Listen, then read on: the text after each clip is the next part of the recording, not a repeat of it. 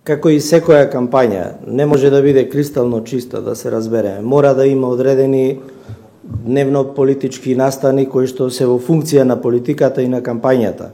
Меѓутоа, сите можеме заедно да констатираме дека овие избори, оваа кампања поминува во релативно мирна атмосфера, што е добро за сите нас во државата, и така и треба да продолжи, така и во иднина треба да се одвиваат, без разлика кој е власт, опозиција и така натаму. Значи, треба да покажеме демократска зрелост како држава за онаму каде што се стремиме. Значи, јас повикувам да продолжиме така и нека победи подобриот. Значи, оној за кој што граѓаните мислат дека треба да има довербата. Интернет страницата на ДИК во моментот функционира.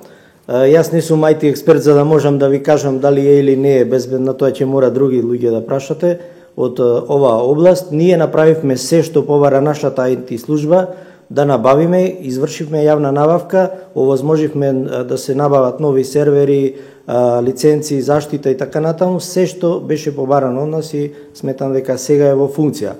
А за другите прашања на вистина не можам да ви одговорам.